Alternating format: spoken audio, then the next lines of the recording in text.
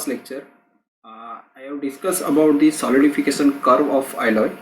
So, in the solidification curve, I discuss about the two metal completely soluble in the liquid state and solid state. Okay. Now, next is eutectic system. In the eutectic system, there is two part. One is alloy soluble at a liquid state but insoluble in solid state. Okay so let's see the eutectic system. तो यहाँ पे जो आप curve जो देख रहे हैं, ये जो डायग्राम है वो टेम्परेचर वर्सेस टाइम का डायग्राम है। और यहाँ पे दो मेटल है, तो एक मेटल है उसको हमने कंसिडर किया है मेटल ए, और सेकंड जो मेटल है वो हमने कंसिडर किया है मेटल बी। यहाँ पे ये जो दो मेटल है, तो मैंने पहले आपको प्योर मेटल का कर्व किस प्रकार का आएगा वो मैंने आपको बताया था। तो यहाँ पे ये जो मेटल ए है तो 100% जो है यहाँ पे अवेलेबल है। Same way for metal B जो है वो 100% एट द एंड यहाँ पे अवेलेबल है। तो यहाँ पे मेटल बी जो है वो प्योर स्टेट में है, और ये मेटल ए जो है यहाँ पे प्योर स्टेट में, यानी कि 100% जो है मेटल ए यहाँ पे अवेलेबल है। तो अभी अगर हम प्योर मेटल ए का अगर कर्व ड्रॉ करेंगे तो ये जो कर्व है वो फॉर प्योर मेटल ए का कर्व हो गया। Same way for pure metal B का अगर हम कर्व प्लॉट करते हैं जहाँ पे प्योर 100% मेटल बी अवेलेबल है, तो उसका प्योर मेटल का कर्व इस प्रकार से आएगा। तो यहाँ पे आप देख सकते हैं कि यहाँ पे जो ये हॉरिजॉन्टल लाइन यहाँ पे एम पॉइंट जो मेंशन किया है, यहाँ पे जो हॉरिजॉन्टल जो लाइन जो मेंशन की है वो पर्टिकुलरली प्योर मेटल ए की फ्रीजिंग पॉइंट की लाइन ड्रॉ की है, यानी कि कांस्टेंट टेम्परेचर या आइसोथर्मल कंडीशन में प्योर मेटल ए जो है वो फ्रीजिंग होना स्टार्ट हुआ है। Same way for metal B, यहाँ पे भी प्योर मेटल बी जो है वो फ्रीजिंग होना स्टार्ट हो चुका है, और वो हॉरिजॉन्टल यानी कि आइसोथर्मल कांस्टेंट टेम्परेचर लाइन जो है वो हमने पॉइंट एंड पे डिफाइन की है। तो यहाँ पे मेटल बी जो है वो कम्प्लीटली फ्रीजिंग होना स्टार्ट हो चुका है।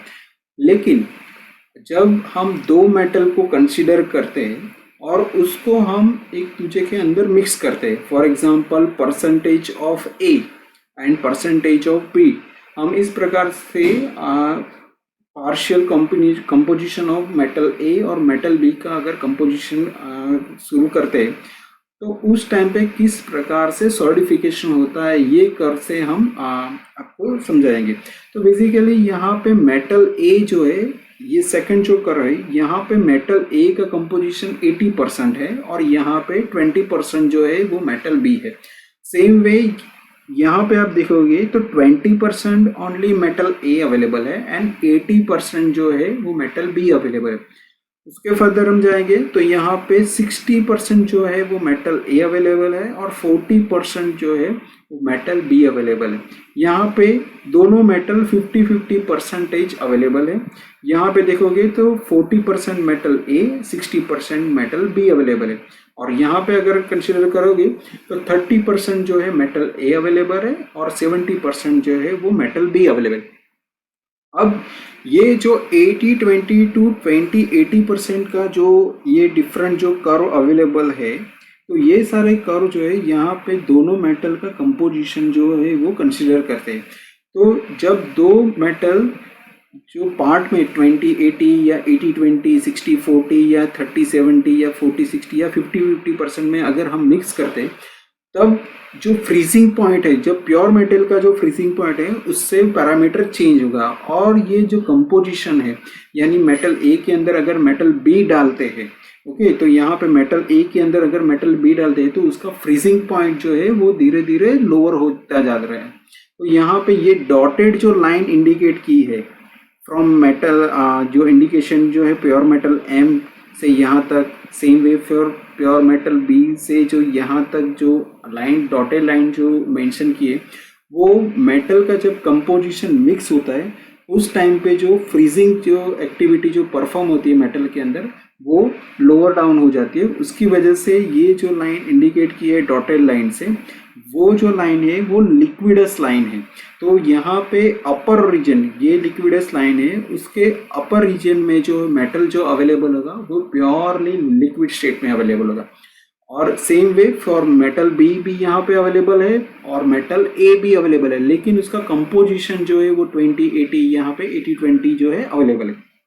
जैसे ही ये लाइन से वो ये लिक्विडस डॉटेड लाइन जो है, ये लाइन से डाउनवर्ड फेस में यहाँ पे आता है मेटल, तो यहाँ पे धीरे धीरे वो सॉलिडिफाई होना शुरू हो जाता है। लेकिन ये जो कंपोजिशन है इसके अंदर हम कंसिडर करते हैं कि ये जो 40-60, ये एक आइडियल हमने कंसिडर पैरामीटर लिया है कि 40-60 ये जो पैरामीटर है, ये पैरामीटर में जब कंप्लीटली ये लिक्विडस लाइन जो है ये पॉइंट ई तक रीच होती है, यानी कि 40% जो मेटल ए है और 60% जो मेटल बी है, ये जब फ्रीजिंग होना शुरू होता है तो एट पॉइंट ई, ये जो पॉइंट आपको दिख रहा है, ये जो पॉइंट है वो हमारा यूटेक्टिक पॉइंट है। तो ये पॉइंट पे जो है कंपोजिशन जो है वो कंप्लीटली ये जो टी लाइन, ये स्ट्रेट हॉरिजॉन्टल लाइन जो आपको दिख रही है, वो जो लाइन है वो हमारी आइसोथर्मल लाइन जो हमने प्लॉट की है। तो ये जो हॉरिजॉन्टल लाइन है जहाँ पे यूटेक्टिक कंपोजिशन 40 एंड 60% जो हमारे पास अवेलेबल है, तो यहाँ पे जब मेटल टोटल, ये जो हॉरिजॉन्टल लाइन भी आपको दिख रही है डिफरेंट कंपोजिशन पे यहाँ पे अवेलेबल है, तो ये जो different horizontal line at constant temperature या आइसोथर्मल कंडीशन में हम देखेंगे, तो यहाँ पे मेटल जो है कंप्लीटली ट्रांसफॉर्मेशन होना शुरू हो जाएगा। लेकिन यहाँ पे लिक्विड स्टेट में जो है वो प्योरली कंपोजिशन अवेलेबल है, लेकिन आफ्टर दिस रीजन जो मेटल है वो अलग मेटल भी बना देंगे, यानी न्यू मेटल भी जनरेट करेंगे। तो ये जो है वो कॉन्क्रीट मटेरियल उसको बोलते हैं, या कॉन्क्रीट टाइप का एटम्स बोलते हैं। तो ये जो एटम है यानी कि शेप जो है वो चेंज होता रहेगा। तो यहाँ पे जो मेटल हमको मिलते हैं, तो ये जो मेटल है ये soluble in liquid state but insoluble in solid state. Okay, now further we see the diagram of temperature versus composition for the same cases. Here at the point M or point M where the metal A is purely melting state, same way at the point N where the metal B is at melting point. Okay, so here from M to E, this curvature line is known as a liquidus line. Same way for metal B, here consider N to E or E to N is liquidus line. Okay, so from this liquidus line M, E, N, the above region where the only liquid solution is present. Clear? Now from the metal or liquid which are in liquid state, when it passes from this liquidus line and enter to this region or below this liquidus line phase, in such situation, और आप यहाँ पे कह सकते हैं कि यहाँ पे जब metal liquid to liquidus line को क्रॉस करके जब डाउनवर्ड फेज में आता है, तो यहाँ पे जो है आपको लिक्विड और सॉलिड दोनों कंपोजिशन अवेलेबल दिखेंगे। ओके, तो एज पर जो हमने फेज रूल मैंने आपको समझाया था, तो यहाँ पे अगर हम कंसीडर करते हैं कि जब ये मेटल जो है ये पर्टिकुलरली ये T1 जो पॉइंट यहाँ पे मेंशन किया है, तो ये जो T1 पॉइंट है यहाँ पे हम जो प्रीवियस मैंने डायग्राम आपको दिखाया था, तो यहाँ पे मेटल A जो है वो 80% है और मेटल B जो है वो 20% है। और एट दी पॉइंट ये T1 जो है यहाँ पे मेटल जो है अपना फ्रीजिंग स्टेट जो है वो शुरू कर देता है। अब हम ये फ्रीजिंग स्टेट यानी कि सॉलिडिफिकेशन प्रोसेस जो है वो शुरू कर देते हैं। तो ये कंपोजिशन पे अगर हम ये इस प्रकार से वर्टिकल एक लाइन ड्रॉ करते हैं, और पर्टिकुलर ये T1 पॉइंट है, तो यहाँ पे हमको पता चल जाएगा कि मेटल जो है वो purely liquid to solid state में फॉर्मेशन होना शुरू हो चुका है। उसी तरह से यहाँ पे ये जो TE पॉइंट इंडिकेट किया हुआ है, तो एज यूजुअल ये जो है यूटेक्टिक टेम्परेचर लाइन है, यानी आइसोथर्मल जो लाइन मैंने आपको बताई थी, constant temperature line previous diagram में, यही लाइन जो है यहाँ पे भी इंडिकेट की हुई है। तो ये जो TE जो लाइन है वो आइसोथर्मल लाइन है। अब ये जो आइसोथर्मल लाइन है, यहाँ पे ये जो पॉइंट E है वो है हमारा यूटेक्टिक पॉइंट। ओके, तो यहाँ पे मेटल जो है वो प्योरली उसके ये पॉइंट के बियॉन्ड अगर डाउनवर्ड फेज में अगर आते हैं तो यहाँ पे सॉलिड फॉर्मेशन कंप्लीटली ऑलमोस्ट हो चुका होगा। नाउ यहाँ पे जो ये M, F, G और N, ये जो लाइन है M, F, G, N, ये जो लाइन है वो हमारी सॉलिडस लाइन है। और यहाँ में आपको मैंने पहले ही बता दिया है M, E एंड N, ये जो कर्वेचर जो लाइन है वो हमारी लिक्विडस लाइन है। तो यानी कि मेटल ये लिक्विडस लाइन और सॉलिडस लाइन है, इसके बीच में अगर होगा तो यहाँ पे दोनों फेसेस जो है वो अवेलेबल हो गए, लिक्विड और सॉलिड दोनों फेज जो है वो अवेलेबल हो गए। अभी हम यहाँ पे देखते हैं M, F और E, यानी कि यूटेक्टिक पॉइंट, F पॉइंट और melting point M for metal A। ये जो रीजन है यहाँ पे जो मेटल जो अवेलेबल है वो लिक्विड और सॉलिड दोनों फॉर्मेशन में अवेलेबल है। अब यहाँ पे ये जो वर्टिकल लाइन यानी कि 80% मेटल A अवेलेबल है और 20% मेटल B अवेलेबल है, और हमको ये पॉइंट पे अगर कंसिडर करना है कि कितना मेटल जो है वो सॉलिडिफाई हो चुका है और कितने अमाउंट में मेटल जो है वो लिक्विड स्टेट में अवेलेबल है। तो ये प्रीवियसली मैंने जो आपको फेस रूल बताया था, तो उसी पॉइंट पे हम अगर कंसिडर करें तो कांस्टेंट टेम्परेचर, तो हम यहाँ से अगर हॉरिजॉन्टल इस प्रकार की लाइन ड्रॉ करते तो ये O पॉइंट जो है ये कांस्टेंट टेम्परेचर, और पर्टिकुलरली ये जो लाइन है M, F, G, N, तो at point O metal is purely in solid state. Okay, और एट पॉइंट L, ये पॉइंट पे अगर हमको मेजर करना है तो यहाँ पे अगर हॉरिजॉन्टल लाइन को इस तरफ इस डायरेक्शन में अगर हम एक्सटेंड करेंगे तो ये पॉइंट L जो है यहाँ पे अगर हम मेटल का ऑब्जर्वेशन करेंगे तो यहाँ पे purely in liquid state. So here at point O metal in solid state, at point L metal in liquid state. और अगर हमको ये पॉइंट पे अगर फाइंड करना है तो फेज रूल मैंने आपको प्रीवियस लेक्चर में आपको समझाया था, तो उसी मुताबिक हम कैलकुलेट कर सकते हैं कि कितना अमाउंट जो है वो लिक्विड स्टेट में कन्वर्ट हो चुका है और कितना अमाउंट जो है वो सॉलिड स्टेट में कन्वर्ट हो चुका है। सेम वे हम यहाँ पे भी अगर ये एक वर्टिकल लाइन ड्रॉ करेंगे और पर्टिकुलर ये पॉइंट पे कंसीडर करना चाहते हैं तो यहाँ से एक हॉरिजॉन्टल लाइन यहाँ पे कंसीडर करेंगे, तो यहाँ पे हम जो भी x पॉइंट अगर कंसीडर तो ये सॉलिडस लाइन हो गई। यहाँ पे अगर कन्वर्ट ज्वाइन करेंगे यहाँ से जो जिस तरह से OL कनेक्ट किया है तो यहाँ पे अगर कनेक्ट करेंगे तो यहाँ पे लिक्विड स्टेट हमको दिखाई देगा। और ये स्टेट पे अगर हमको कैलकुलेट करना है तो भी हम कैलकुलेट यही रूल्स जो है फेज रूल उसके मुताबिक हम कैलकुलेट कर सकते हैं।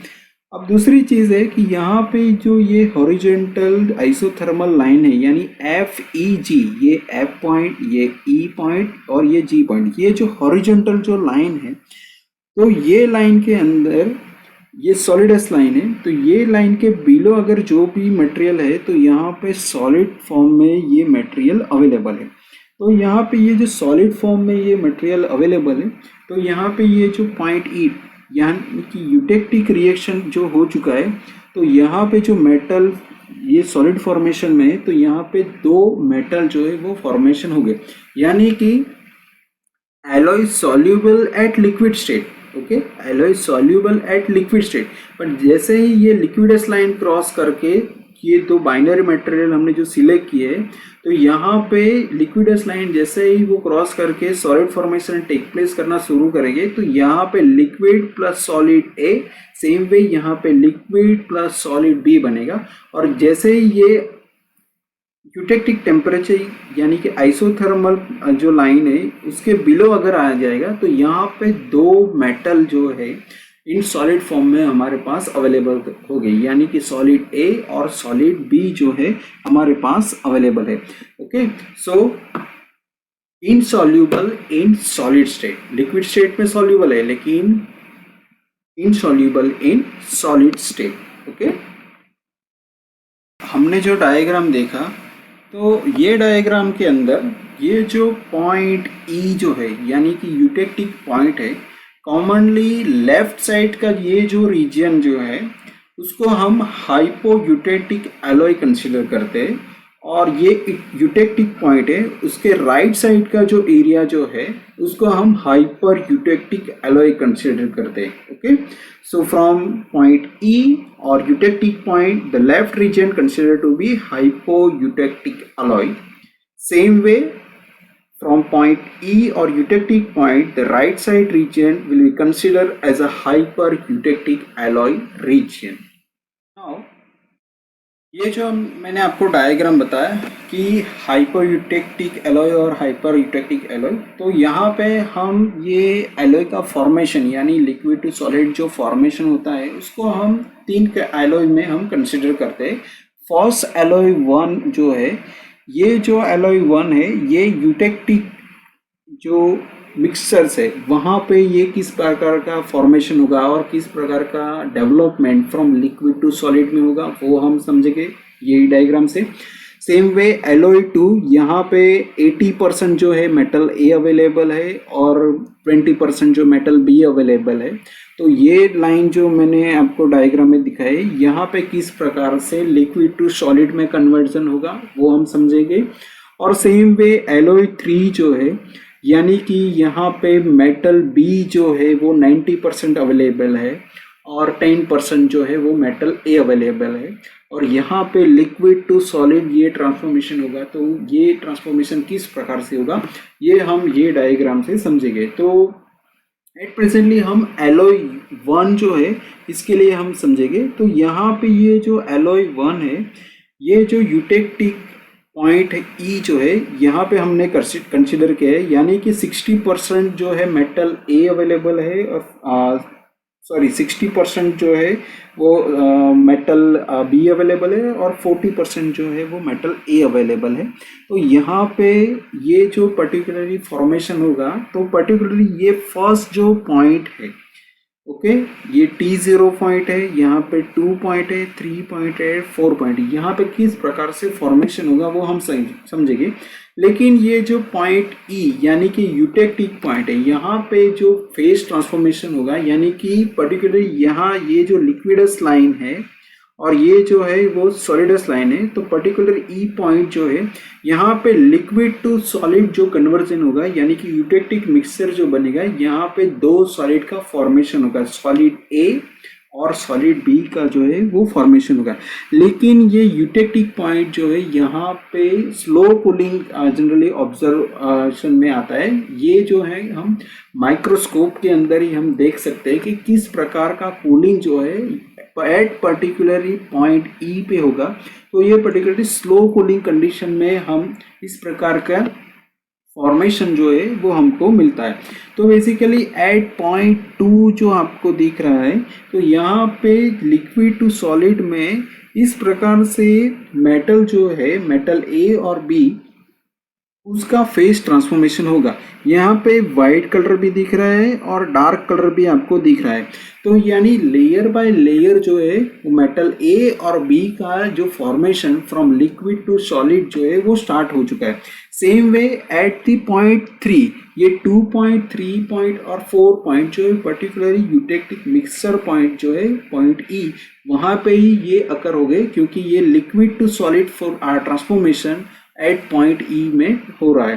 तो यहाँ पे एट पॉइंट 3 अगर कंसिडर करते हैं, तो ये जो पॉइंट 2 में जिस प्रकार से ट्रांसफॉर्मेशन शुरू हुआ था, यही ट्रांसफॉर्मेशन धीरे धीरे बढ़ता रहेगा और मेटल ए और मेटल बी का जो है layer by layer, okay, transformation होता रहेगा। तो ये जो लेयर बाय लेयर जो ट्रांसफॉर्मेशन होगा तो लेमिनर टाइप का ये ट्रांसफॉर्मेशन होगा। तो ये मेटल ए अगर कंसिडर करते हैं तो ये जो है मेटल बी, फिर से मेटल ए, फिर से मेटल बी, फिर से मेटल ए और बी और ए।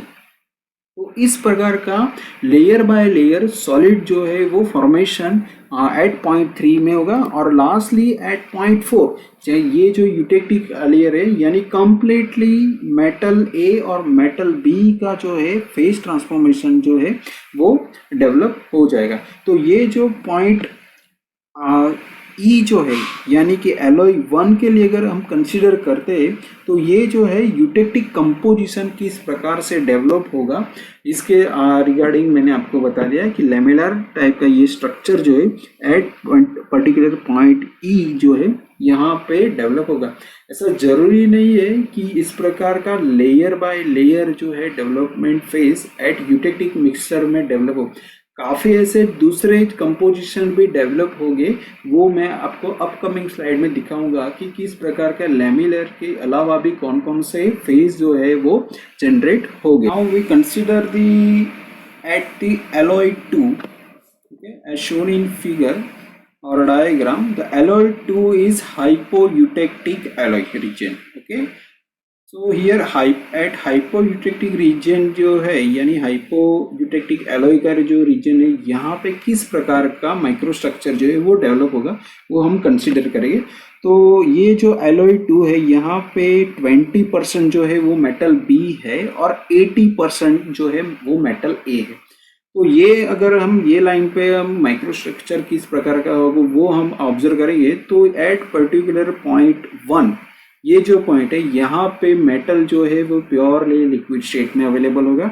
जैसे ही ये पॉइंट 2 यानी कि लिक्विडस लाइन जो है यहाँ पे अगर हम ऑब्जर्व करेंगे तो मेटल ए यहाँ आपको फिगर में दिख रहा है, यहाँ पे जो ये डार्क रीजन जो डेवलप हुआ है वो मेटल ए जो है वो सॉलिडिफाई हो चुका है यानी सॉलिडिफिकेशन स्टार्ट कर चुका है। सेम वे अगर हम एट पॉइंट 3 जो है यहाँ पे अगर ये टेम्परेचर T2 है यानी कि ये आइसोथर्मल लाइन हम प्लॉट करते हैं और यहाँ पे किस प्रकार का कंपोजिशन डेवलप हुआ है। ओके, ये अगर हमको कंसिडर करना है तो यहाँ पे मेटल ए जो है वो ज़्यादा सॉलिडिफिकेशन स्टार्ट कर चुका है और ये जो वाइट रीजन जो अवेलेबल है ये स्टील मेटल बी जो है यानी लिक्विड फॉर्मेशन जो है वो ये हमको दिख रहा है। सेम वे अगर हम पॉइंट 4 यानी कि टीई टेम्परेचर यानी कि यूटेक्टिक टेम्परेचर लाइन या तो यहाँ पे एक्स ई अगर हम पॉइंट कंसीडर करते हैं यानी यूटेक्टिक टेम्परेचर लाइन पे ये एक्स ई पॉइंट अगर हम कंसीडर करते हैं तो यहाँ पे आप देखोगे तो मेटल ए जो मैक्सिमम सॉलिडिफाई हो चुके हैं और काफ़ी मेटल ए जो है वो लेमिनर स्ट्रक्चर जो है वो डेवलप कर चुके हैं और ये जो वाइट रीजन आपको इमेज में दिख रहा है वो स्टिल लिक्विड फेज अवेलेबल है, लेकिन ये कांस्टेंट टेम्परेचर यानी कि यूटेक्टिक टेम्परेचर लाइन जो है यहाँ पे मेटल जो है धीरे धीरे वो सॉलिड फॉर्मेशन बनाना शुरू कर देंगे और एट पॉइंट 5 मेजोरिटी ऑफ जो है मेटल जो है वो सॉलिडिफिकेशन फॉर्मेशन कर ऑलमोस्ट हो चुका होगा और पार्शियली जो है लिक्विड अवेलेबल है, लेकिन वो यही टेम्परेचर पे सॉलिडिफिकेशन कर देंगे। तो ये जो डायग्राम एट एलॉय 2 पर जो हम कंसीडर करते हैं वो बेसिकली हाइपोयूटेक्टिक एलॉय डायग्राम है। सेम वे अगर हम एलॉय 3 जो है जो डायग्राम में आपको दिखाया है कि ये जो एलॉय 3 जो डायग्राम है ये हाइपर यूटेक्टिक एलॉय रीजन है। तो यहाँ पे किस प्रकार का फॉर्मेशन होता है वो हम समझेंगे। तो बेसिकली ये जो एज यूजुअल पॉइंट 1 पे तो ये लिक्विड स्टेट में ही अवेलेबल है। जैसे ही ये लिक्विडस लाइन यानी कि पॉइंट 2 जो है तो यहाँ पे ये जो रीजन है यहाँ पे मेटल बी जो है वो सॉलिडिफाई शुरू हो चुका है। तो यहाँ पे ये जो एलॉय 3 की जो हमने लाइन जो प्लॉट की है तो ये 90% जो है वो मेटल बी है और ओनली 10% जो है वो मेटल ए है। ओके, सो ये जो फॉर्मेशन हुआ है यानी कि मेटल बी का फॉर्मेशन हुआ है और ये जो पूरा वाइट रीजन जो है वो मेटल ए का है, यानी मेटल ए यहाँ पे लिक्विड स्टेट में अवेलेबल है एट दी पॉइंट 2। जैसे ही हम पॉइंट 3 पे हम जाएंगे तो यहाँ पे अगर हम देखेंगे तो ज़्यादातर मेटल बी जो है वो सॉलिडिफाई शुरू करेंगे और स्टील वाइट रीजन जो है वो मेटल ए का स्टील अवेलेबल है। जैसे ही ये टीई टेम्परेचर यानी यूटेक्टिक टेम्परेचर लाइन पे रीच करेगा, यानी कि पॉइंट 4 और 5 जो है, तो यहाँ पे मेजोरिटी जो है वो मेटल बी का सॉलिडिफिकेशन शुरू हो चुका है और मेजोरिटी कर देंगे। और मेटल 5 मेटल जो एट पॉइंट 5 पे जो है मेटल मेजोरिटी जो है वो सॉलिडिफिकेशन कर चुका होगा। Okay, so this region is called as a hyper eutectic alloy region. तो एलॉय 1 पे किस प्रकार से होगा, एलॉय 2 पे किस प्रकार से होगा और एलॉय 3 पे किस प्रकार से माइक्रो स्ट्रक्चर जो है वो डेवलप हो गए from liquid to solid. Okay, और फ्रॉम यूटेक्टिक टेम्परेचर लाइन के बाद प्योरली जो है वो सॉलिड फॉर्मेशन जो है वो शुरू हो आ जाएगा। ओके, सो डिफरेंट स्ट्रक्चर जो मैंने आपको बताया था कि लेमिनार स्ट्रक्चर जो डेवलप होते, यानी कि यूटेक्टिक जो मिक्सचर यानी यूटेक्टिक जो रीजन है या रिएक्शन टेक प्लेस करता है पॉइंट ई के अंदर, तो ये जो लेमिनर स्ट्रक्चर मैंने आपको एलॉय 1 यानी कि स्लो कूलिंग जहाँ पे हो रहा है तो वहाँ पे लेमिनर स्ट्रक्चर जो है वो डेवलप होता है। लेकिन उस रीजन के नज़दीक यानी पॉइंट ई के नज़दीक डिफरेंट स्ट्रक्चर भी जो है वो फॉर्मेशन टेक प्लेस करते हैं। तो उसमें जो है एक ये जो आपको इमेज में दिख रहा है वो रोड लाइक स्ट्रक्चर, यानी कि रॉड जो होते हैं इस प्रकार से लेयर बाय लेयर में रॉड का अरेंजमेंट हो जाता है, तो ये रोड लाइक स्ट्रक्चर भी डेवलप होते हैं। उसके अलावा जो है ये जो है ग्लोब्यूलर टाइप का स्ट्रक्चर भी डेवलप होता है, तो ये स्ट्रक्चर भी यूटेक्टिक रिएक्शन में अवेलेबल है। और दूसरा जो है ये आपको दिख रहा है वो एसिकुलर या नीडल लाइक स्ट्रक्चर बोलते हैं उसको, तो ये स्ट्रक्चर भी यूटेक्टिक रिएक्शन में डेवलप होता है। Now eutectic system alloy soluble at liquid state but partially soluble in solid state. For that you can see this diagram. तो ये जो डायग्राम आपको दिख रहा है यहाँ पे एज यूजल सेम वे यहाँ पे मेटल ए और मेटल बी प्योरली स्टेट, जैसे ये टी बी टू ई और same way T A to E जो लाइन है ये लिक्विडस लाइन है, और यहाँ से T A to point F, from point F to point E to point G and from point G to point T B, ये जो line है T A F E G T B ये जो है हमारी सॉलिडस लाइन है, और ये जो अपर कर्व जो लाइन है वो हमारी लिक्विडस लाइन है। तो जैसे ही हम डिफरेंट स्टेट के अंदर यानी एलॉय 1 स्टेट में, एलॉय 2 स्टेट में, एलॉय 3 स्टेट में, एलॉय 4 स्टेट में प्रीवियसली हमने जिस प्रकार से डिस्कस किया उसी प्रकार से हम यहाँ पे भी डिस्कस करेंगे। लेकिन सेम वे यहाँ पे जो ये पॉइंट ई जो है एज यूजुअल यूटेक्टिक पॉइंट है। अब हम ये समझ लेंगे कि ये जो कर्व है यानी कि ये एफ एच कर्व है ये और ये जे जी कर्व है, तो ये जो कर्व है ये कर्व जो है उसको सॉल्वस लाइन बोलते हैं। तो सॉल्वस लाइन क्या है वो आपको मैं समझा देता हूँ। यहाँ पे आपको पता है कि ये जो रीजन है जहाँ पे लिक्विड स्टेट में मेटल अवेलेबल है यानी कि सिंगल फेज जो है वो अवेलेबल है, यहाँ पे जैसे ही लाइन क्रॉस करेंगे तो यहाँ पे लिक्विड प्लस सॉलिड यानी कि 2 फेजेस जो है वो अवेलेबल हो जाएंगे। यहाँ पे हम कंसीडर करते हैं कि लिक्विड प्लस अल्फा रीजन यानी कि मेटल ए जो यानी कि यूटेक्टिक पॉइंट से यहाँ क्या हमने जो रीजन कंसीडर किया था वो हाइपो यूटेक्टिक एलॉय रीजन, तो यहाँ पे लिक्विड प्लस अल्फा यानी कि मेटल ए का सॉलिडिफिकेशन शुरू हो चुका है। सेम वे यूटेक्टिक पॉइंट से यहाँ पे हाइपर यूटेक्टिक एलॉय के रीजन में जाएंगे तो यहाँ पे लिक्विड प्लस बीटा यानी कि मेटल बी का फॉर्मेशन शुरू हो चुका है। तो यहाँ पे 2 फेसेस जो है वो अवेलेबल है। जैसे ही ये कांस्टेंट टेम्परेचर यानी कि यूटेक्टिक टेम्परेचर लाइन यानी सॉलिडस लाइन जो बोलता है यहाँ पे रीच होगा, तो ये रीजन से अगर डाउनवर्ड रीजन में यहाँ पे आएंगे तो आपको दो फेज अवेलेबल मिलेंगे due to the eutectic reaction. Okay, तो यहाँ पे सॉलिड ए और सॉलिड बी मैंने आपको प्रीवियस स्लाइड में बताया था। तो यहाँ पे सॉलिड ए यानी अल्फा फॉर्मेशन और सॉलिड बी यानी कि बीटा फॉर्मेशन जो है वो अवेलेबल है। यहाँ पे दो अलग अलग सॉलिड जो है वो अवेलेबल है। लेकिन ये जो लाइन है F2H, ओके, ये जो लाइन जो आपको दिख रही है ये सॉल्वस लाइन है, यानी कि मेटल को अगर हम अभी भी जब कूल डाउन कर रहे हैं यानी कि soluble at liquid state but partially soluble in solid state, यानी कि अगर हम मेटल को यहाँ इस प्रकार से हम कूल डाउन करते हैं तो मेटल ए यहाँ पे अगर कंसिडर करते हैं पॉइंट F के यहाँ पे, तो 20% अराउंड जो है वो मेटल बी जो है वो अभी भी अवेलेबल है। और जैसे ही ये कूल डाउन करते हैं तो पॉइंट H यानी कि यहाँ पे 10% जो है अभी भी मेटल बी जो है वो डीजल हो चुका है। तो यानी कि सॉल्वस यानी कि मेटल ए के अंदर जो है वो अभी भी फॉर्मेशन कर रहा है। जैसे ही हम टेम्परेचर डाउन करते हैं तब ये फिनोमिना अकर होता है। लेकिन ये FH जो लाइन है उसके यहाँ पे अगर जाओगे तो यहाँ पे प्योरली एक ही फेस अवेलेबल है जो मेटल ए का होगा।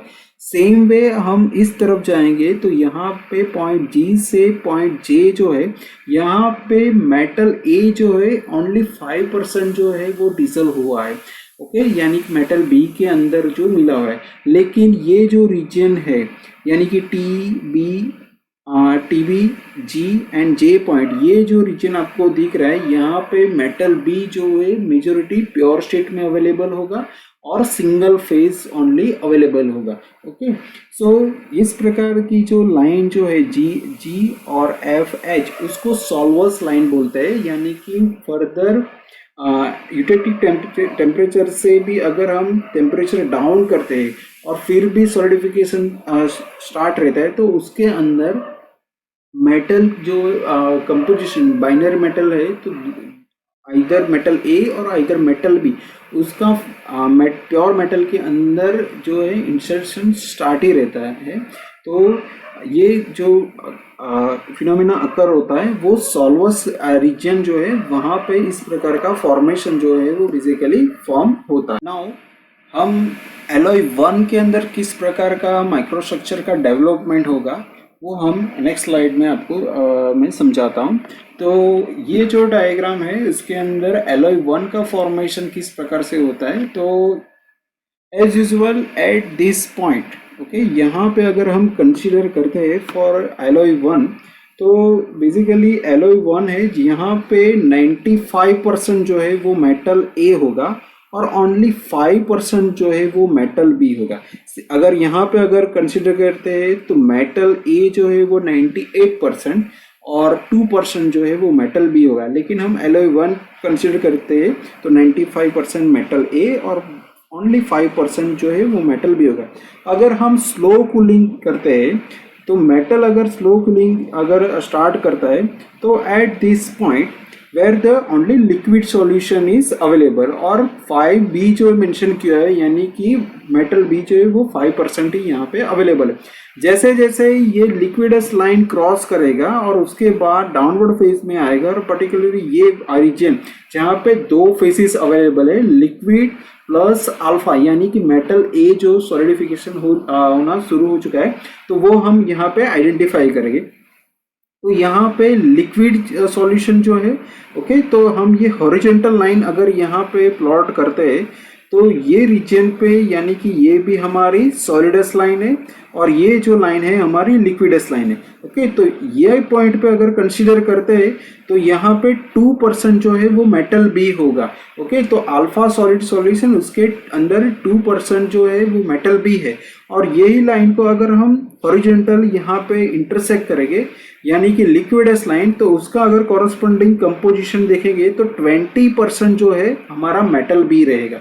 ओके, तो यहाँ पे इस प्रकार का माइक्रो स्ट्रक्चर जो मैंने आपको फेज रूल समझाया था तो इस प्रकार से कंपोजिशन लिक्विडस लाइन जहाँ पे टच होगी वहां से अगर हम कंपोजिशन को मैच करेंगे तो आपको पता चल जाएगा कितने परसेंट मेटल ए है और कितने परसेंट मेटल बी है। सेम वे यहाँ पे सॉलिडस लाइन तो कितना सॉलिड फॉर्मेशन हुआ है तो वो आपको पता चल जाएगा कि बी जो है यानी 2% जो है वो मेटल बी इसके अंदर होगा और जो है 98% वो मेटल ए होगा।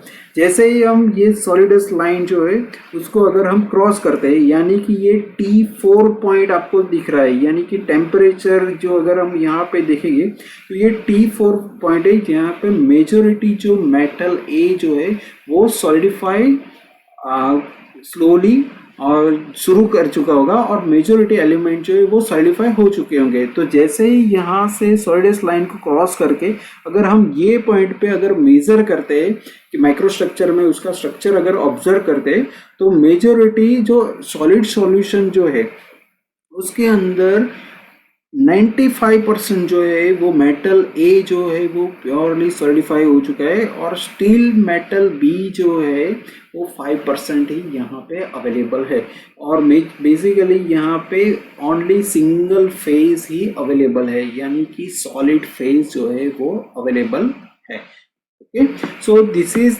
Phenomena occur at the alloy 1। अब देखते हैं कि एट एलॉय 2 पे किस प्रकार का यूटेक्टिक सिस्टम का रिएक्शन टेक प्लेस करता है। तो बेसिकली ये जो डायग्राम है यहाँ पे एलॉय 2 यानी कि ये जो कंपोजिशन है यहाँ पे 70% जो है वो मेटल बी है और 30% जो है वो मेटल ए है और बेसिकली ये पॉइंट ई यानी कि यूटेक्टिक पॉइंट यहाँ पे ये यूटेक्टिक रिएक्शन टेक प्लेस कर रहा है। तो बेसिकली यहाँ पे तो always as usual liquid phase is available और पर्टिकुलरली पॉइंट ई वो प्रीवियसली स्लाइड में मैंने आपको समझा दिया है कि जिस तरह से माइक्रोस्ट्रक्चर का डेवलपमेंट होगा और जनरली स्लो कूलिंग होगा और स्लो कूलिंग की वजह से यहाँ पे फेज ट्रांसफॉर्मेशन जो है फ्रॉम लिक्विड टू सॉलिड में होगा तो यहाँ पे दो नए सॉलिड जो है वो टेक प्लेस करेंगे। तो ऑलरेडी मैंने आपको समझा दिया है कि लिक्विड में से सॉलिड ए और सॉलिड बी का जो कंपोजिशन डेवलप होता है उसको हम यूटेक्टिक मिक्सचर बोलते हैं और यहाँ पे हमने उसको सॉलिड ए यानी कि अल्फा स्टेट और सॉलिड बी यानी कि बीटा स्टेट जो है वो मैंने आपको बता दिया। तो ये यहाँ पे दो फेसेस जो है at point E eutectic point पे due to the slow cooling में फॉर्मेशन हो गए। अब देखते हैं कि एलॉय 3 जो है वहाँ पे किस प्रकार का फॉर्मेशन होगा। तो ये जो एलॉय 3 जो है तो यहाँ पे अगर देखेंगे तो 60% जो है वो मेटल ए है, ओके, और 40% जो है वो मेटल बी है। तो अब यहाँ पे कंसिडर करते हैं तो यहाँ पे अगर टेम्परेचर वर्सेस टाइम का कर्व और टेम्परेचर वर्सेस कंपोजिशन का अगर कर्व को हम कंपैरिजन करते हैं तो यहाँ पे एट ये जो पॉइंट है यहाँ पे लिक्विड सॉल्यूशन ही अवेलेबल होगा और बेसिकली 40% जो है वो मेटल बी होगा। जैसे ये लाइन यानी कि लिक्विडस लाइन जो है ये लाइन यानी कि T3 पॉइंट है यहाँ पे जाके मेटल जो है वो लिक्विड टू सॉलिड में ट्रांसफॉर्मेशन होना शुरू हो जाएगा। जैसे ये पॉइंट यानी कि लिक्विड से लिक्विडस लाइन को क्रॉस करके ये बॉटम फेज में आएगा तो यहाँ पे सॉलिड फॉर्मेशन ऑलमोस्ट आ जाएगा।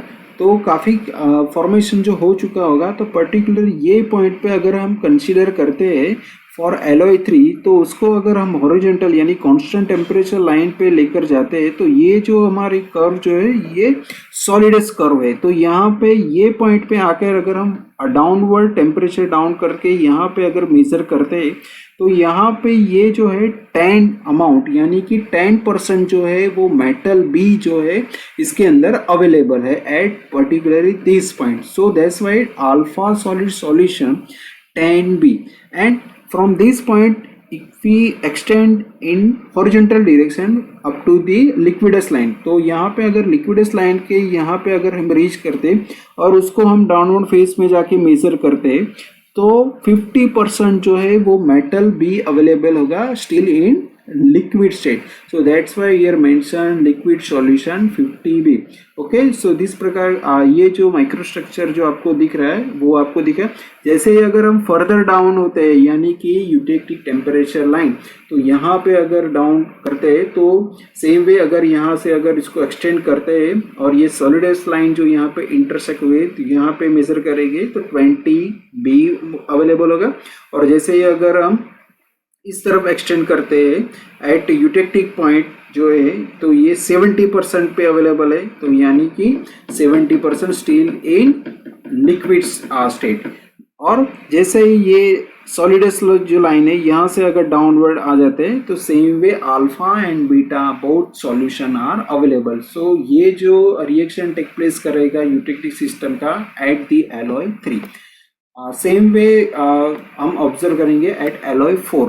तो एलॉय 4 जो है यहाँ पे as usual liquid solution, okay, जो यहाँ पे अगर हम इंटरसेक्ट करेंगे तो पर्टिकुलरली यहाँ पे आपको 15B% जो है वो B अवेलेबल है। सेम वे ये लिक्विडस जो लाइन है यहाँ के यानी T2 टेम्परेचर जो है यहाँ पे मेटल जो है लिक्विड टू सॉलिड ट्रांसफॉर्मेशन होगा। जैसे ही यही पॉइंट पे आएगा तो अगर हॉरिजॉन्टल लाइन हम एक्सटेंड करते हैं तो ये सॉलिडस लाइन को जहाँ पे इंटरसेक्ट करेगी यहाँ से हम फाइंड करेंगे तो हमको 5% जो है वो बी सॉल्यूशन अवेलेबल होगा। और इसको लिक्विडस लाइन की तरफ जहाँ पे इंटरसेक्ट करेगा यहाँ से अगर मेजर करेंगे तो 40% जो है वो मेटल बी अवेलेबल होगा। जैसे ही हम लाइन को फर्दर डाउनवर्ड यानी कि टेम्परेचर डाउन करते हैं और एट द पॉइंट 5 जो है तो यहाँ पे प्योरली सॉलिड स्टेट में अवेलेबल होगा। फर्दर अगर डाउनवर्ड करते हैं तो ये जो रीजन है तो यहाँ पे ये जो हमारी सॉल्वस लाइन है तो यहाँ पे जो है वो सिंगल फेस यानी कि अल्फा सॉल्यूशन अवेलेबल है। और जो ये जो वाइट रीजन है तो यहाँ पे बी जो है मेटल बी जो है वो बी सॉलिड स्टेट में हमारे पास अवेलेबल है। जैसे ही हम फर्दर डाउनवर्ड यानी सॉल्वस लाइन जो पॉइंट एन है तो यहाँ पे मेटल जो है प्योरली सॉलिड स्टेट में अवेलेबल है। जैसे अगर फर्दर हम टेम्परेचर यानी कि कंट्रोल एटमॉस्फेरिक कंडीशन में यानी कि टेम्परेचर जो है स्लोली हम अगर कूल डाउन करने की ट्राई कर रहे हैं तो एट पर्टिकुलर पॉइंट एच तो यहाँ पे अगर आप देखोगे तो इसको अगर हम हॉरिजॉन्टल या और वर्टिकल कंसीडर करते हैं तो बेसिकली यहाँ पे हमको ये अल्फा और बीटा सॉल्यूशन दोनों अवेलेबल होंगे। ओके, तो सॉलिडस लाइन के डाउनवर्ड जाते हम तो हमको दो फेसेस अवेलेबल है तो वो है अल्फा और बीटा सॉल्यूशन।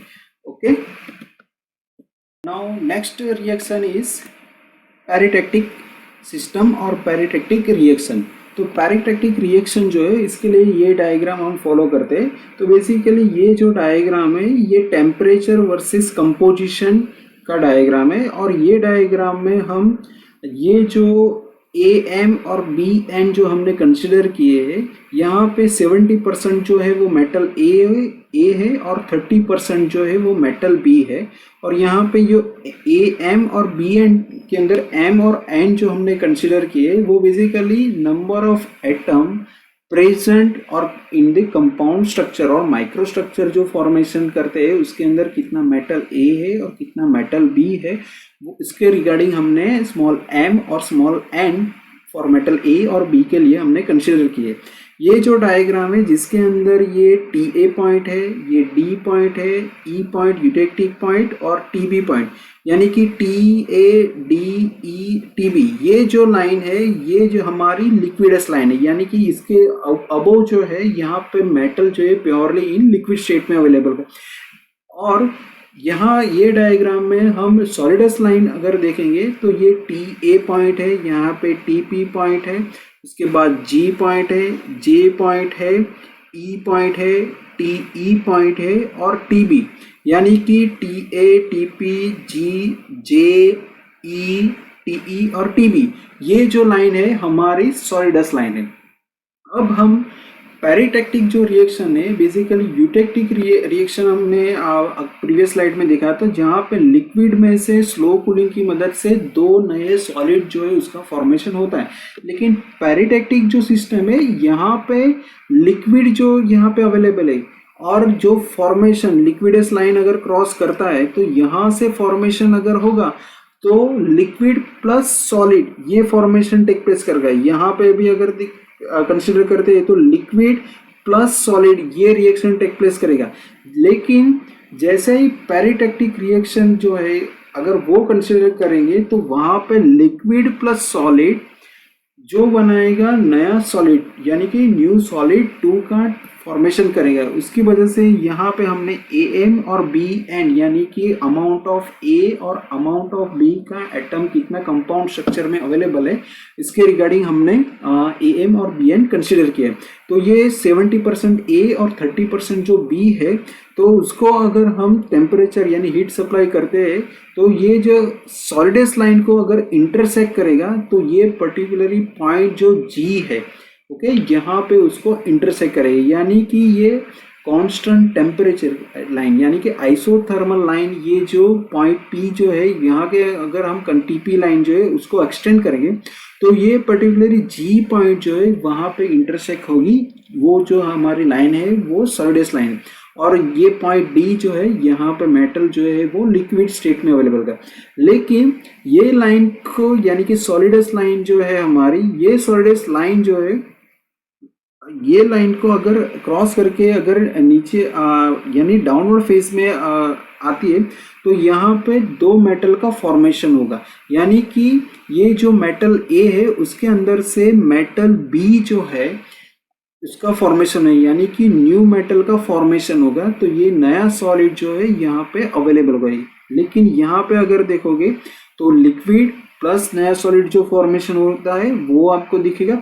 जैसे ही ये सॉलिडस लाइन क्रॉस करके डाउनवर्ड फेज में आ जाएगा तो यहाँ पे मेटल बी का कंपोजिशन ज़्यादा रहेगा और मेटल ए का जो न्यू सॉलिड बन रहा है उसका कंपोजिशन यहाँ पे दिखेगा। तो बेसिकली जो पेरिटेक्टिक रिएक्शन जो डायग्राम के अंदर जो टेम्परेचर वर्सेस कंपोजिशन में हम कंसिडर करेंगे तो वहाँ पे लिक्विड प्लस सॉलिड वो हमको जो फॉर्मेशन करके देगा वो न्यू सॉलिड 2 यानी कि नया सॉलिड जो है हमको बना के देगा। Okay so this is peritectic system और peritectic reaction eutectoid system. So as you can see in this diagram previously we have discussed about the eutectic system and peritectic system. Now if you thoroughly understand about the eutectic system then it is easy for you to understand about the eutectoid system. तो basically eutectic जो system या eutectic reaction जो मैंने आपको बताया था कि जिसके अंदर आप जब सॉलिड का जब फॉर्मेशन होगा तो बेसिकली लिक्विड यानी यूटेक्टिक जो पॉइंट है वहाँ से लिक्विड के फर्दर टेम्परेचर जब डाउन होगा तो 2 नए सॉलिड का फॉर्मेशन क्रिएट होगा। सॉलिड ए और सॉलिड बी जो है उसका फॉर्मेशन होगा। अब ये जो सिस्टम मैं आपको समझाने जा रहा हूँ ये बेसिकली यूटेक्टॉइड सिस्टम है जो बेसिकली जो मेटल जिस मेटल का टेम्परेचर काफ़ी हायर रहता है जो हम आगे जाके आयन कार्बन डायग्राम पढ़ेंगे तो उसके अंदर जो मेटल का जो टेम्परेचर होगा वो काफ़ी हायर रहता है। और अगर वही मेटल को अगर धीरे धीरे हम टेम्परेचर डाउन करते या कूल डाउन सॉलिडिफिकेशन करते तो उस टाइम पे जो है वो मेटल में भी यूटेक्टिक रिएक्शन तो टेक प्लेस करेगा लेकिन उसके अलावा जो रिएक्शन टेक प्लेस करेगा वो है यूटेक्टॉइड सिस्टम यानी यूटेक्टॉइड रिएक्शन टेक प्लेस करेगा। तो बेसिकली हम जो प्रीवियसली मैंने आपको समझाया था यूटेक्टिक रिएक्शन तो उसके अंदर मैंने समझाया था कि ये जो डार्क लाइन आपको दिख रही है तो ये जो है वो लिक्विडस लाइन है यानी कि ये लाइन के ऊपर जो भी मेटल्स हमारे पास अवेलेबल है वो बेसिकली लिक्विड स्टेट में अवेलेबल है। और बेसिकली यहाँ पे जो टेम्परेचर होगा वो ज़्यादा होगा करीबन 1400 डिग्री टेम्परेचर के अराउंड जो है वो टेम्परेचर रहेगा। तो बेसिकली यहाँ पे मेटल जो है वो लिक्विड स्टेट में रहेगा। जैसे ये लिक्विडस लाइन यूटेक्टिक सिस्टम में थी उसी प्रकार से यहाँ भी लिक्विडस लाइन है और ये जो लाइन आपको दिख रही है ये जो लाइन है वो सॉलिडस लाइन है। यानी कि ये लिक्विडस लाइन और सॉलिडस जो लाइन है इसके बीच जो फॉर्मेशन है जहाँ पे लिक्विड और सॉलिड दोनों जो है फेस अवेलेबल है, यानी कि इधर सिंगल फेस अवेलेबल है, यहाँ पे दो फेसेस अवेलेबल है। ओके, सो आप देख सकते हैं कि ये जो लिक्विडस लाइन है पर्टिकुलर कंसिडर करते हैं कि फॉर एग्जांपल ये पॉइंट जो है यहाँ पे आके मेटल जो है लिक्विड से सॉलिड फॉर्मेशन स्टार्ट कर देगा। तो किस प्रकार से फॉर्मेशन होगा वो तो मैंने आपको यूटेक्टिंग जो रिएक्शन है वहाँ पे मैंने आपको बता दिया। लेकिन जैसे जैसे ये मेटल का टेम्परेचर डाउन होगा और जैसे ये सॉलिडस लाइन पे रीच होगा, उसी टाइम पे जो है मेटल का कंप्लीटली जो है वो लिक्विड फॉर्मेशन से कंप्लीटली सॉलिड फॉर्मेशन जो है उसके अंदर कन्वर्जन हो जाएगा। और ये जो कन्वर्जन यहाँ पे जो होगा, तो बेसिकली ये जो कन्वर्जन है उसको हम गैमा बोलते हैं। तो बेसिकली यहाँ पे ये जो सॉलिड का जो फॉर्मेशन हुआ है, यहाँ पे जो आपको लिक्विड टू सॉलिड का जो फॉर्मेशन हुआ है, तो ये जो आपको माइक्रोस्ट्रक्चर जो दिख रहा है वो गैमा सॉलिड, ये एक इमेजिनरी हमने सॉलिड का नाम दिया है गैमा। तो यहाँ पे ये liquid to solid after solidus line जब मेटल टेम्परेचर डाउन होगा तो ये फॉर्मेशन टेक प्लेस करेगा, तो ये गैमा सॉलिड बन गया।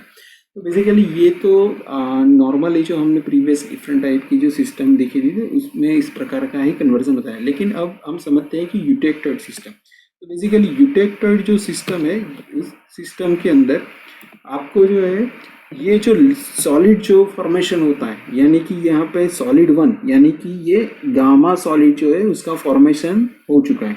अभी एक सॉलिड में से यूटेक्टेड सिस्टम के अंदर दूसरे दो नए सॉलिड जो है उसका फॉर्मेशन होता है। तो यहाँ पे जो आपको जो ये लाइन दिख रही है, जो जिसे हम प्रीवियसली उसको लिक्विडस लाइन बोलते थे, इस तरह से यहाँ पे जो ये लाइन आपको दिख रही है, ये बेसिकली ऑलरेडी इसके ऊपर जो अवेलेबल है वो सॉलिड फेस अवेलेबल है। तो बेसिकली ये भी एक प्रकार की सॉलिडस ही लाइन है, लेकिन सॉलिडस लाइन फॉर यूटेक्टेड सिस्टम के अंदर है। यहाँ पे अगर आप देखोगे तो ये जो सॉलिडस लाइन है, अभी जो मेटल जो है यानी कि सॉलिड 1 यानी कि गैमा सॉलिड जो हमारे पास अवेलेबल है, ये जो गैमा सॉलिड है ये अवेलेबल है। तो ये गैमा सॉलिड जो है उसका अगर फर्दर टेम्परेचर हम कूल डाउन करते हैं तो हमको डिफरेंट फेस जो है वो हमको मिलेंगे। अगर हम कंसीडर करेंगे तो यहाँ पे जो फेस ट्रांसफॉर्मेशन बेसिकली दिख रहा है, तो ये पर्टिकुलरली पॉइंट ए जो है आपको दिख रहा होगा, ये पर्टिकुलरली जो पॉइंट ए यहाँ पे गैमा जो फेस है, उस गैमा फेस का भी फर्दर जो है टेम्परेचर जब कम हो रहा है तो उसका भी दूसरा सॉलिड जो है उसका फॉर्मेशन टेक प्लेस कर रहा है। तो पर्टिकुलरली यहाँ पे पॉइंट ए जो है, यहाँ पे ये जो इमेज है वो गैमा की, यानी कि ये पॉइंट ए के जो अंदर फॉर्मेशन देखोगे तो ये जो रीजन है वो हमारा गैमा रीजन है। और ये जो वाइट कलर का जो रीजन हमको दिख रहा है वो बेसिकली अल्फा रीजन है। ओके, तो फर्दर सॉलिडिफिकेशन जो है वो हो रहा है। तो यहाँ पे दूसरा मेटल एटम जो है उसका फॉर्मेशन हो रहा है। तो यहाँ पे जो बेसिकली दूसरा एटम का जो फॉर्मेशन हो रहा है उसको जो है हम लोग यहाँ पे जो है अल्फा नेम से बुलाएंगे। ये एक सॉलिड 2 का हमने जो है नाम दिया है वो अल्फा है।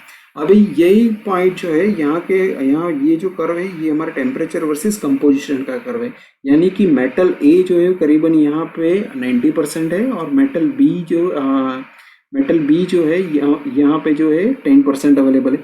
जैसे जैसे ही ये आगे की तरफ ये पॉइंट डाउनवर्ड यानी टेम्परेचर कूल डाउन होता जाएगा, तो बेसिकली ये जो लाइन है उसको क्रॉस करके, यानी ये सॉलिडस प्रकार की लाइन है और ये लाइन क्रॉस करके अगर मेटल ई रीजन में आ जाता है तो बेसिकली यहाँ पे एक सिंगल फेज अवेलेबल रहेगा और वो सिंगल फेज जो होगा वो हमारा अल्फा फेज यानी कि सॉलिड 2 जो है वो यहाँ पे अवेलेबल है। लेकिन ये लाइन क्रॉस करके या फिर ये लाइन जिसको हम सॉल्वस लाइन बोलते हैं, तो ये सॉल्वस लाइन जो है उसके इस तरफ का जो रीजन है यहाँ पे जो है हमारा अल्फा और गैमा रीजन जो है वो अवेलेबल है। तो बेसिकली यहाँ पे जब फेज ट्रांसफॉर्मेशन होगा तो ये फेज ट्रांसफॉर्मेशन बेसिकली जब टेम्परेचर हम कूल डाउन करेंगे तो यहाँ पे आप इमेज में देख सकते हैं कि जैसे ही ये बी पॉइंट के यहाँ पे रीच हो जाता है, पर्टिकुलरली यहाँ पे बी पॉइंट पे रीच हो जाता है। तो यहाँ पे प्योरली अल्फा फॉर्मेशन जो है वो बन चुका है। तो यहाँ पे सॉलिड 2 जो है कम्प्लीटली अवेलेबल है। लेकिन जैसे ही हम इससे फर्दर डाउनवर्ड जाते हैं, फॉर एग्जांपल यहाँ से हम अगर फर्दर डाउनवर्ड फेस में अगर चले जाते हैं तो आपको यहाँ पे दिखाई देगा कि पर्टिकुलरली ये पॉइंट जो है, ये लाइन सोलवस लाइन है, उसको क्रॉस करती है और पर्टिकुलरली यहाँ पर आ जाती है। तो ये जो रीजन है यहाँ पे मेटल जो है पार्शियली जो कूलिंग डाउन, ये जो कर्व आता है तो उसके इस तरफ रीजन में आ जाता है। तो ये जो पर्टिकुलरली पॉइंट्स है, ये पॉइंट्स के पास जो है मेटल का जो स्ट्रक्चर या मटेरियल का जो स्ट्रक्चर रहेगा वो basically composition of alpha plus eutectic. तो यहाँ पे यूटेक्टिक जो स्ट्रक्चर, जो ये यूटेक्टिक स्ट्रक्चर जो डेवलप होता है तो बेसिकली यूटेक्टिक पॉइंट जिस प्रीवियसली मैंने आपको समझाया था उसी प्रकार से उसका फॉर्मेशन होगा।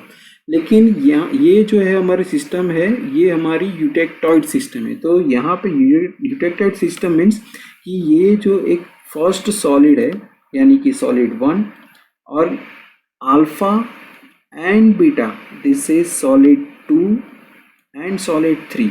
Okay, so 3 is beta, okay, and 2 is alpha. So here the reaction take place at eutectic point. So ये जो रीजन है यहाँ से लेके यहाँ तक का जो रीजन है, यहाँ पे हमको यूटेक्टिक मिक्सर जो है वो अवेलेबल रहेगा। तो यहाँ से ये जो कंपोजिशन यहाँ तक हमको अवेलेबल जो है, ये रीजन पर्टिकुलरली, तो यहाँ पे हमको यूटेक्टिक मिक्सर्स जो है वो अवेलेबल है। तो बेसिकली यूटेक्टिक जो मिक्सर्स जो हमारे पास जो अवेलेबल है, तो ये जो यूटेक्टिक मिक्सर जो है, ओके,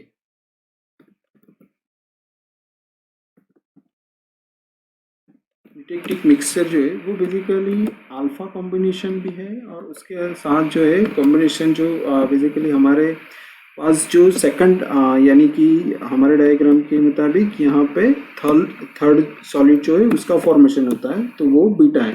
तो यूटेक्टिक मिक्सर जो है हमारा अल्फा प्लस बीटा कंपोजिशन है। लेकिन अगर हम यही कंपोजिशन यहाँ से अगर देखते हैं कि जहाँ पे ऑलरेडी डेल्टा यानी गामा जो है उसके अंदर से फॉर्मेशन होके अल्फा आयन जो बन चुका है, तो ये रीजन जो है यहाँ पे जो अगर कॉम्बिनेशन हम देखेंगे तो यहाँ पे जो कॉम्बिनेशन हमारे पास जो अवेलेबल है वो बेसिकली यूटेक्टिक मिक्सर्स तो अवेलेबल है, लेकिन उसके साथ जो कॉम्बिनेशन है वो अल्फा का है। सेम वे अगर हम ये एट दी पॉइंट ये डी जो है यहाँ पे बीटा कंपोजिशन अवेलेबल है और गामा का कंपोजिशन है, यहाँ पे अल्फा और गामा का कंपोजिशन अवेलेबल।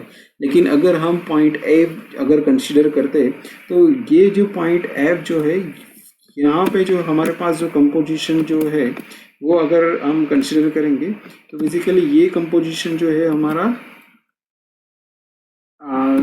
यूटेक्टिक कंपोजिशन और उसके साथ जो कंपोजिशन हमारे पास जो मिलेगा वो हमारा बीटा का कंपोजिशन जो है वो रहेगा। तो बेसिकली डिफरेंट रीजन जो है जहाँ पे ये बीटा प्लस अल्फा यानी यूटेक्टिक कंपोजिशन जो है वो हमको यहाँ पे मिलेगा। तो यूटेक्टॉइड सिस्टम जो है जिसके अंदर अगर हम आइदर पॉइंट सी पे कंसिडर करेंगे या एफ पे कंसिडर करेंगे तो बेसिकली हमको जो फॉर्मेशन यहाँ पे मिलेगा तो इस तरह का मिलेगा। तो ये जो हमारा है वो एज यूजुअल हमारा अल्फा आयन है, ये जो हमारा अवेलेबल है वो अल्फा प्लस ये जो रीजन है वो हमारा बीटा रीजन। तो ये हमारा पूरा जो है ये जो है हमारा यूटेक्टिक मिक्सर्स अवेलेबल है और ये जो है हमारा अल्फा रीजन अवेलेबल। अब ये पॉइंट पे अगर हम कंसीडर करते फॉर एग्जांपल ये हमारे पास जो पॉइंट अवेलेबल है वो जो पॉइंट है हमारा सी पॉइंट अवेलेबल है। तो यहाँ से ये सोल्वस जो लाइन है हमारी, ये सोल्वस लाइन जो यहाँ से अगर कॉरस्पॉन्डिंग यहाँ का अगर पॉइंट हम फाइंड करते हैं तो यहाँ पे ए जो है फॉर एग्जांपल कंसीडर करते हैं कि 90% अवेलेबल है और कॉरस्पॉन्डिंग बी जो है हमारा 10% अवेलेबल है। तो उसके मुताबिक हम कंपोजिशन कितना फॉर्मेशन हो चुका है तो वो हम फाइंड कर सकते हैं। तो सेम वे हम यहाँ से यहाँ का भी फॉर्मेशन क्या है और कॉम्बिनेशन क्या है वो हम फाइंड कर सकते हैं।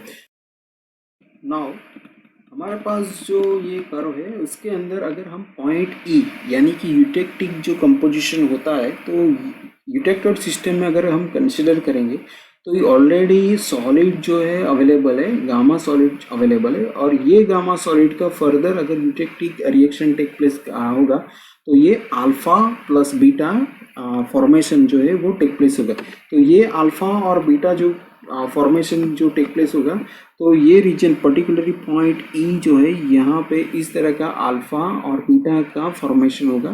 तो basically this is eutectoid system in which this one solid further cool down and bifurcate or generate two different type of solid 2 and solid 3. These two solids are in this diagram which called as alpha and beta. Now next system is our after eutected system is periducted system. So here periducted system, as you can see in this diagram here, as usual it is also preferable for the metal having higher melting point temperature. So here the same liquidus line, now you are very well aware about this liquidus line, and here the metal in liquid state. Same way here this is solidus line, and below this solidus line the metal in solid state. So here gamma is one of the solid, and between liquidus line and solidus line there is two phases are available, liquid plus gamma. Now this region, this is the region where the solid gamma convert into the another solid formation. So in the periducted system, basically the reaction for the periducted system is the solid 1 plus solid 2, it convert into the solid 3. So here I tell you the different composition take place at the different diagram of solidification curve. Like here the liquid start from this point start into the solid, and here completely solid available. This region the metal is totally solid formation. After this point the gamma, one of the solid, it further convert into another solid. So this is eutected reaction take place, and this way the alpha plus gamma composition is available. Further, if cross this solidus line and purely like this curve, okay, this region, particularly this region where the pure alpha यानी कि second जो solid हमारा जो है वो purely हमारे पास यहाँ पे अवेलेबल है. सेम वे अगर हम यहाँ से अगर देखते हैं तो यहाँ से अगर गामा जो है, ये जो गामा रीजन है ये फर्दर कूल डाउन करेंगे यानी कि टेम्परेचर फर्दर डाउनवर्ड फेज में जाएगा, तो यहाँ पे बीटा प्लस गामा जो है वो रीजन अवेलेबल होगा. तो ये जो पर्टिकुलरली एरिया है यहाँ पे हमको बीटा प्लस गामा जो है वो दोनों सॉलिड जो है वो अवेलेबल मिलेंगे. और पर्टिकुलरली ये जो रीजन है यहाँ पे हमको अल्फा और बीटा दोनों जो सॉलिड जो है वो हमको यहाँ पे मिलेंगे. किस तरह से मिलेंगे वो ऑलरेडी मैंने प्रीवियस जो डिफरेंट टाइप के कर्व्स आपको समझाए वहाँ पे ऑलरेडी मैंने डिस्कस किया है. तो ये यहाँ पे जो है हमको अल्फा प्लस बीटा जो है वो कंपोजिशन मिलेगा. अब ये जो पेरिटोक्टिक रिएक्शन है जिसके अंदर solid 1 solid 2 it further convert into the solid 3. तो ये कन्वर्जन किस प्रकार से होता है तो ये इस डायग्राम के अंदर हम मैं आपको समझाता हूँ. तो बेसिकली हमारे पास जो मेटल का जो एक सॉलिड अवेलेबल है, फॉर एग्जांपल ये लाइन पे हम अगर कंसिडर करते हैं तो बेसिकली ये लाइन जो है यहाँ पे जो है ये गामा अवेलेबल है.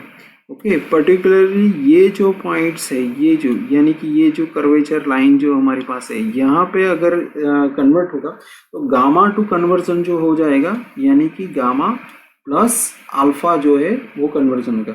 जैसे ये पॉइंट जो है यहाँ से फर्दर यानी कि ये जो रीजन है जहाँ पे अल्फा प्लस गामा कंपोजिशन जो है हमारे पास अवेलेबल है, लेकिन फर्दर अगर हम उसको कूल डाउन करेंगे यानी कि टेम्परेचर जैसे डाउन हो जाएगा after this point the formation take place here.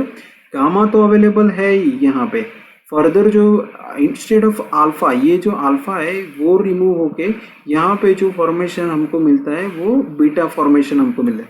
तो बेसिकली यहाँ पे सॉलिड 1 ओके एंड सॉलिड 2, वो दोनों भी अवेलेबल। लेकिन ये लाइन क्रॉस करके यहाँ, यानी कि ये जो पर्टिकुलर रीजन है जहाँ पे हमको beta plus gamma region available है, और पर्टिकुलरली दिस पॉइंट जब और टेम्परेचर और डाउन होगा, तो ये जो पर्टिकुलरली हमारा जो ये रीजन अवेलेबल है, ये रीजन के अंदर बेसिकली हमको जो मेटल का कंपोजिशन हमको जो मिलेगा वो बेसिकली बीटा स्ट्रक्चर हमको मिलेगा। तो यानी कि ये यहाँ पे अगर पैराट्रैक्टिव सिस्टम हम समझते हैं, तो ये जो फर्स्ट सॉलिड जो है, ये फर्स्ट सॉलिड है हमारा, ओके। ये जो सॉलिड है हमारा गामा सॉलिड है। सेकंड जो हमारा कंपोजिशन जो है वो हमारा अल्फा है, ओके। तो यहाँ पे ये जो है हमारा अल्फा हो गया, यहाँ पे ये जो हो गया हमारा गैमा हो गया, और ये जो टाइम यानी टेम्परेचर जो फर्दर कूल डाउन होगा, तो हमारा थर्ड कॉम्बिनेशन यहाँ पे जो हमको मिलेगा, ये जो हमारा होगा ये है हमारा बीटा। तो बेसिकली यहाँ पे जो कंपोजिशन जो डेवलप होता है, सॉलिड 1 यानी कि गामा, सॉलिड 2 यानी कि अल्फा, और सॉलिड 3 ये जो है ये पैराट्रैक्टिक सिस्टम या पैराट्रैक्टिक रिएक्शन इसको बोलते हैं। तो किस प्रकार से मेटल के अंदर फॉर्मेशन होके डिफरेंट माइक्रोस्ट्रक्चर डेवलप होगी, किस प्रकार का सॉलिड का फॉर्मेशन होगा, ये हमने काफ़ी सारे सॉलिडिफिकेशन कर्व हमने समझा दिए। तो उसकी मदद से किस प्रकार का फॉर्मेशन होगा वो आपको पता चल गया होगा कि सॉलिड का किस प्रकार से रिएक्शन होगा, किस प्रकार से एक सॉलिड में से दूसरे सॉलिड का कन्वर्जन होता है, वो भी आपको मैंने बता दिया। तो बेसिकली यहाँ अगर हम यहाँ तक रखते हैं, तो जिसके अंदर हमने सॉलिडिफिकेशन कर्व फॉर जो एलॉय मैंने आपको समझाया, जिसके अंदर दो मेटल है और दो metal completely soluble in the liquid state and also soluble in solid state, मैंने आपको समझाया। उसके बाद जो सेकंड जो केसेस जो था, जिसके अंदर मैंने यूटेक्टिक सिस्टम आपको समझाई, जिसके अंदर दो केसेस है, eutectic system in which alloy soluble at liquid state but insoluble in solid state, मैंने आपको समझाया, ओके। और जिसके अंदर हमने डिफरेंट एलॉय की कैटेगरी जो है वो हमने कंसिडर की थी, एलॉय 1 एट यूटेक्टिक मिक्सचर के लिए, एलॉय 2 के लिए, एलॉय 3 के लिए, और जिसके अंदर लैमेलर स्ट्रक्चर जो है वो फॉर्मेशन होता है। और यूटेक्टिक जो मिक्सर है, जिसको मैंने आपको समझाया थी कि जिसके अंदर लिक्विड जो मेटल है उसका फर्दर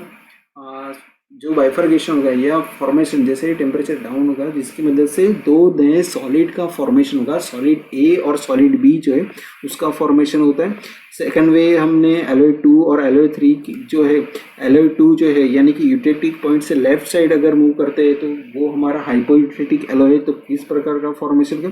और यूटेक्टिक रीजन जो हमारा या यूटेक्टिक पॉइंट है उसके अगर राइट साइड जाते हैं तो वहाँ पे हमको हाइपर यूटेक्टिक एलॉय का फॉर्मेशन किस प्रकार से होता है वो मैंने आपको समझाया। और उसके बाद जो है मैंने काफ़ी सारे यूटेक्टिक रिएक्शन के जो स्ट्रक्चर, लैमिनार स्ट्रक्चर है, रोड लाइक स्ट्रक्चर है, ग्लोबुलर स्ट्रक्चर है, या निडल लाइक स्ट्रक्चर जो फॉर्मेशन रिएक्शन टेक प्लेस करते हैं यूटेक्टिक की यहाँ, तो वो भी मैंने आपको दिखाया।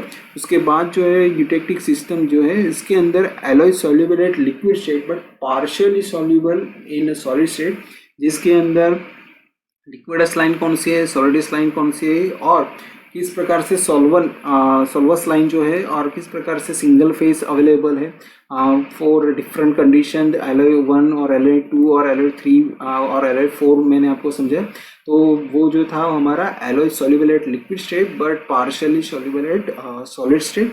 उसके बाद जो हमने डिस्कस किया उसके अंदर पैराटैक्टिक सिस्टम, और जिसके अंदर पैराटैक्टिक सिस्टम है जिसके अंदर लिक्विड प्लस सॉलिड, और उसका फर्दर रिएक्शन होके पैराटैक्टिक रिएक्शन होके न्यू सॉलिड जो या सॉलिड 2 जो है उसका फॉर्मेशन होता है, तो वो मैंने आपको समझाया। उसके बाद जो है यूटेक्टॉइड सिस्टम, तो बेसिकली यूटेक्टॉइड सिस्टम जो है वो मेटल का टेम्परेचर अगर हायर है उस कंडीशन में हम यूज़ करते हैं। तो इसके लिए जो प्रीवियसली यूटेक्टिक सिस्टम और जिसके अंदर सॉल्यूबल, इनसॉल्यूबल, पार्शियल सॉल्यूबल, वो कंडीशन को ध्यान में रखते हुए मेटल जो है वो लिक्विड टू सॉलिड में कन्वर्जन तो हो जाता है, लेकिन फर्दर उसी सॉलिड का यानी कि गामा जो मैंने आपको बताया गामा का फर्दर सॉलिडिफिकेशन होगा, टेम्परेचर जो है और डाउन करेंगे तो नए दो सॉलिड जो है उसका फॉर्मेशन होगा। तो वो मैंने आपको यूटेक्टोइड सिस्टम में आपको समझाया। उसके बाद जो है लास्टली जो है हमने ये डिस्कस किया है कि पेरिक्टोक्टेट सिस्टम जिसके अंदर दो सॉलिड अवेलेबल है, और ये डायग्राम जो है वो भी हायर मेल्टिंग पॉइंट टेम्परेचर वाले जो मेटल है जिसके लिए ये यूज़ करते हैं। तो बेसिकली यहाँ पे भी लिक्विड टू सॉलिड यानी कि गैमा में तो उसका कन्वर्सन हो चुका है, लेकिन फर्दर उसका टेम्परेचर कूल डाउन करते हैं तो उसका further solid 1, solid 2 and finally convert to the solid number 3। So here solid 1 is gamma, solid 2 is alpha and solid 3 is beta. So ये जो सारे सॉलिडिफिकेशन कर्व जो है वो आपको iron and iron carbon diagram के लिए बहुत जरूरी है, जिसकी मदद से आपको अंडरस्टैंडिंग में पता चल जाएगी किस प्रकार से नए नए मेटल जो है वो फॉर्मेशन हो गए। तो इसके अंदर में डिफरेंट टाइप की फॉर्मेशन है, यानी कि यूटेक्टिक कंपोजिशन डेवलप होता है, यूटेक्टोइड किस तरह से होता है, पेरिक्टेक्टिक रिएक्शन किस प्रकार से होता है, या पेरिक्टेक्टेड सिस्टम या पेरिक्टेक्टेड रिएक्शन किस प्रकार से होता है। तो वो आयन कार्बन डायग्राम के लिए बहुत जरूरी है। तो यहाँ तक हमने डिफरेंट टाइप के सॉलिडिफिकेशन कर्व जो है वो हमने समझ लिए है।